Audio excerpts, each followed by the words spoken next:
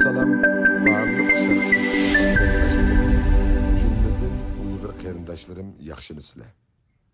Men qarindishinglar, sirdishinglar, vatandishinglar, taqdirdishinglar, yurtdishinglar Ablajon Leylinaman Amerikadan so'zlayapman.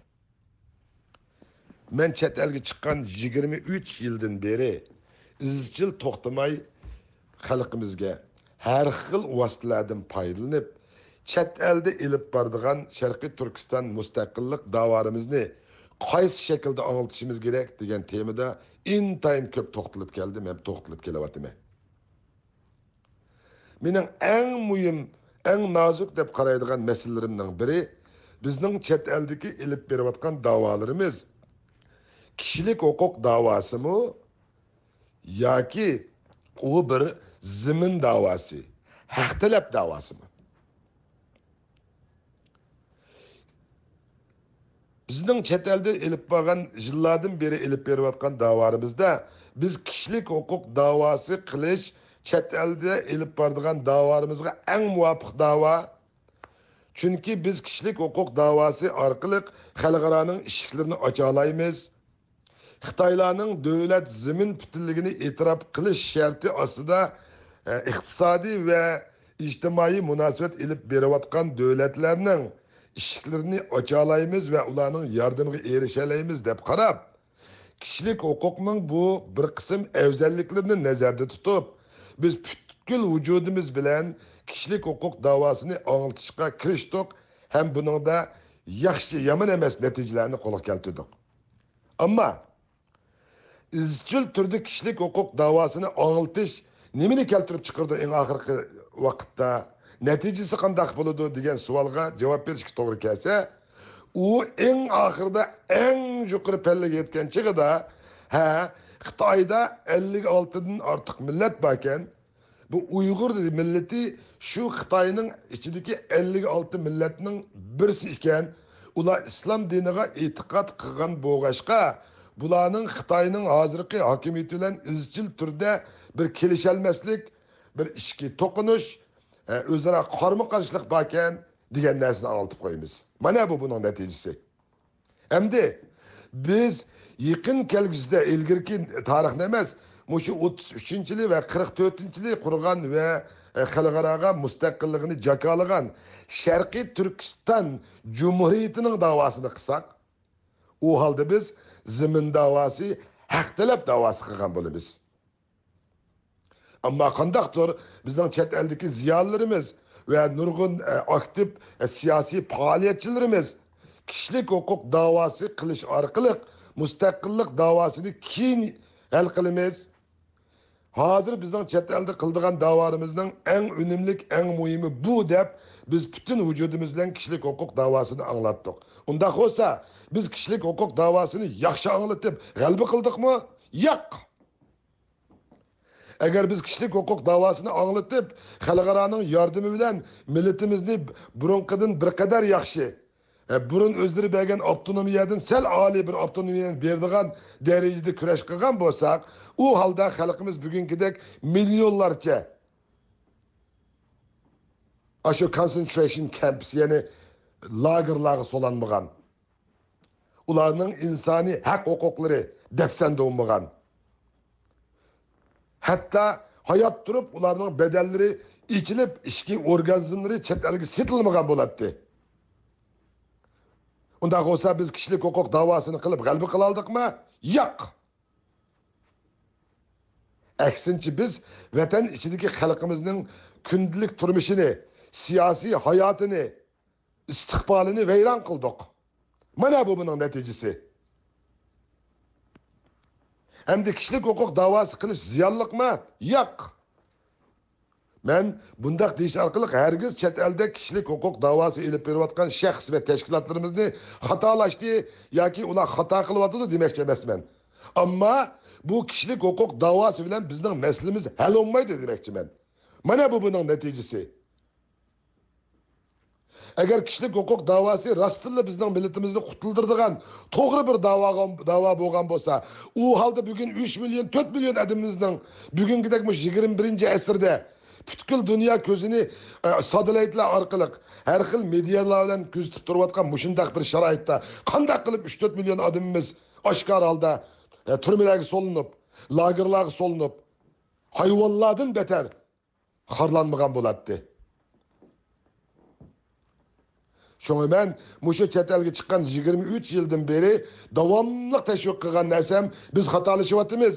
Kishilik huquq davosini qilish biz uchun haqiqatan muhim. Ammo shundaq bir eng muqaddas bir nuqtani nazarimizdan saqib qo'yapmiz. U bo'lsa-mu bizning davorimiz hech qachon kishilik huquq davosi emas. U o'zimizga almisaqdan taalluq bo'lgan bizning qonunliq zaminimiz, vatanimiz ve müstakilligimizni eslik keltirishdan ibaret davadır.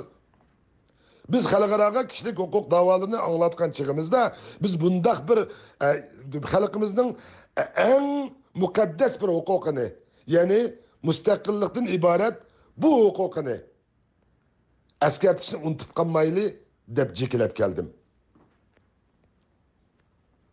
Eğer biz bu davanı chet elde deslim edilam, biz bu Uyghur halkının, Şarkı Türkistanlıklarının zemin davası, haq talab davası, müstakillik davası kılıp ağıltıp kelgen bolsak, u halda hazırkıdek chet eldeki bir kısım devletler bizning Xitoy hakimiyeti ve onun haddidin aşkan irqiy qirg'inchilikqa qarshi xalqimizning ilgari yaqin tarixda epbagan qurolliq va yoki qurolsiz har xil shakllar bilan o'zini qo'g'dash, ya'ni self defense, özünü qo'g'dash uchun kuchlik dushmaniga qarshi elib borgan harakatlarni terrorlik harakat deb qarab qilishning oldini olgan bo'lardik.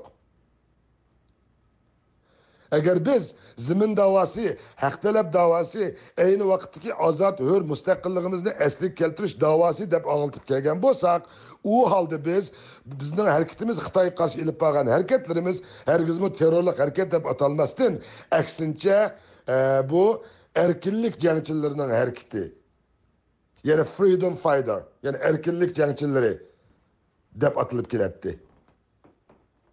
Ama biz bu noktaga intayin sal qarab keldik, hem kelyapmiz. Endi men oldin qitimqi leksiyalarimda bizningki mushu kishilik huquq davosi ilib berayotgan tashkilotlarimiz ve shaxslarimizning self determination, yani millatlarning o'z taqdirini o'zi belgilash hukukidan paydalanıp biz müstakilligimizni eslik keltirimiz deydigan ham xiyollarga men zarbe berip keldim ve karıştırıp geldim. Çünkü bugünkidek Xitoy nüfus intayin köpeygen, vatanimiz tuprog'ida bu tajovuzchi qonunsuz ko'chman Xitoylarning ko'plab o'ltiraqlashishi neticasida xalqimiz oz sonliq millatga aylanib kelayotgan ve shu yerda tug'ilib o'sgan Xitoy farzandlari ve içimizdeki bir kısım hainler arlaşkan halda şundak bir self determination, yani öz takdirini özü belgileş asası da bir çoğun referandum elip verildi mi değil, o halda biz 100% usturup koyumuz. Fakat usturup koyumuzla emez, ikinci qitim mengü müstakillik davası kılanmaydıgan bir orunu düşüp kalımız xalqaranın aldıda. Şoňa men qaysi günki aldan haftadaki leksiyarimda Şarkı Türkistan sürgünde hükümetini chet elde qurish xalqaro qonunlarga uygunmu? Eğer uygun bolsa, qaysi qonunlarga uygun? Eğer xalqaro qonunlarning shartlariga uygun bolsa, u halda Şarkı Türkistan sürgünde hükümet chet elde nima ishlarni qila oladi degan temisini to'xtaldim.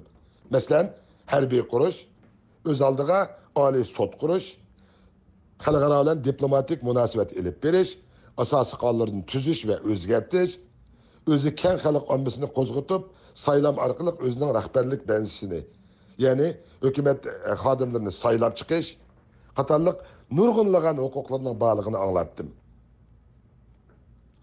Lekin biz nima ish qilyapmiz? Xalqimiz bugünkidek aşındak irqiy qirg'inchilikqa uchrab intayin bir xatarlik bosqichda turayotgan chig'ida biz birlashib uni ozod qilish, uning mustaqilligini eslik keltirish, dushmanni qo'g'lab chiqarib xalqimizni ozod qilish emas, aksincha chet elga chiqqan bizning saviyalik o'qigan ziyoli ve davoda uzun yil tajribasi bor qarindoshlarimiz qandaqdi 2-3 yerda yig'in ichib biz hozir bir Sharqiy Turkiston davlatga 3 sürgünde hükümetini kurup otadık. Mana bu bizningki chet elda ilib borgan da'vorimizning natijasi. Bu kimni xo'sh qiladi? Bu albatta Xitoy hukumatı va uning bosqinchilik siyosati uchun xizmat qiladi. Unda xo'sh qanday qilishimiz kerak? Bizning hozir jiddiy holda bu chet eldagi bo'libmi shu haqiqiy Uyg'urlarning mustaqillikdan iborat bu muqaddas huquqini davomli chaqnatib turadigan Sharqi Turkiston surgundi hukumatini birlashtirishdan boshlashimiz kerak. Xalqning kuchi eng muqaddas. Sizlarning kuchingizga hech qanday kuchdan kelmaydi xalqim. Sizlar o'rningizdan turib yeter. Biz bu da'vanın ilgisi. Biz bu vatanның ilgisi. Biz belgileyimiz bu siyasetini. Biz bekitimiz bu siyasetini. Biz berimiz bu hukukni sana deb o'tirg'i chiqib, sizlar hozirgidek parchalanib Xitoy uchun o'yin qo'yib turayotgan va ularning foydasi uchun xizmat qilayotgan mushundaq tarqalib ketgan Sharqi Turkiston surgundi hukumatini bir yerga yig'ib beringlar bizga. Manga o'xshash nurg'un iqtidorlik, meningdimi iqtidorlik yoshlarimiz bor. Peshqadamlarimiz var. Ularni özlerinin isimlerini namzat qilib o'tirib qo'ysin. Qo'ysin da xalqimiz shularning ichidan o'zi so'ygan, o'zi yaxshi ko'rgan, o'zi ishongan bir odamini saylab chiqib, o'zlariga bosh qilsin. Va birlashganligimizni xalqaro jakolab biz bir bo'lib hozirgi dunyodagi erkin davlatlar bilan diplomatiya munosabati olib berishimiz kerak. Ama hazır biz berip Sharqi Turkiston surgundi hukumatı deb berip bir yer bilan ko'rishsak, ertasi o'xshash nom bilan yana birisi berip ko'rishib, bizning chet elda diplomatik ish ilib berishimizga ig'ir darajada ziyo yetadi. Hatta mümkün emas bu holda ish ilib borsak. Sharqi Turkistonning kishilik huquq davosini, Uyg'urlarning kishilik huquq davosini ilib berayotgan tashkilotlarmi har holda yaxshi ketib boradi. Gerçi natijasi ajoyib bo'lmasimi? Lekin ularning emgikiga sal qaramasligimiz kerak. Ularni qo'llash asosida, bizning da'vorimizning kam bo'lsa bo'lmaydigan bir qismi. Ammo mustaqillik bu zimin haq talab davosini o'zininki eng tutiyasi, eng cho'ng ideologiyasi, birdan bir maqsad qilgan Sharqi Turkiston surgundi hukumatini birlashtirib qurib chiqib, uni bir qilib xalq kayniga egishib, ondan shu bir bo'lgan hukumatning vakillari bizning boshqa davlatlarla bo'lgan diplomatik munosabatlarimizni olib berish kerak. Yuqorida biz o'tirib qo'yganimizdek, askar qurish kerak va uni taraqqiy qildirish kerak. O'zlarining oliy sudlarini ochib, vatan xoinlarini tepib chiqib, ularga jazo berish kerak. Va o'zlari turayotgan shu yerdagi yerlik hukumatning, ya'ni davlatlarning yordami orqali ularga keys turg'izib, shu yerdagi davlatlarning yordami orqali bularga jazo verishimiz kerak.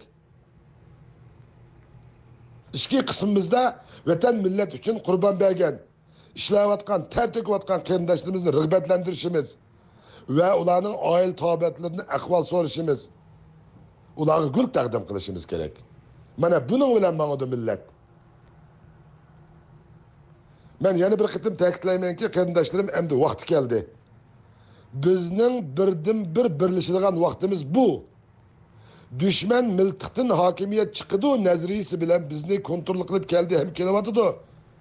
Ammo biz uning aksicha da'vo ilib beryapmiz.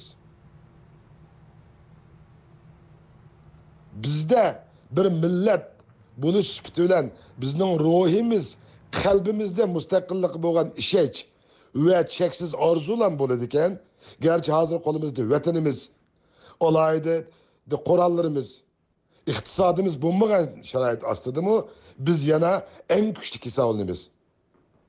Chunki bizda mustaqillik va uningga bo'lgan ishonch va yuksak g'oya va jasorat bizda bor. Bu bizning dushmanimizda yo'q narsa. Bulan bo'ladi ekan bizda, biz ishonimanki cho'qim g'alaba qilamiz. Uning uchun biz chet eldagi barliq Uyg'urlar birlashishimiz, ittifoqlashishimiz ve birlikte kuchli bir Sharqi Turkiston surgundi hukumatini bir qilib qurib chiqib, uni o'zimizga vakolatan tashqi dunyo bilan diplomatik munosabat elib berish orqali vatanimizni yaqin kelgusida Xitoyning tajovuzchiligidan tamamen ozod qilishdan iborat bu g'oyamizga yetish uchun biz sizlarga ehtiyojliq, sizlarga muhtoj. Xalqning kuchi muqaddas kuchdir. Xalqim o'rninglardan turinglar, vaqti keldi. Endi sizlarning siyosat bekitadigan, siyosat belgilaydigan vaqtinglar keldi. Qo'limga telefonni epla hayajon bilan ko'p so'zlab qo'ydim. Ko'pchilik ortiq gap qilib vaqtini olgan bo'lsam,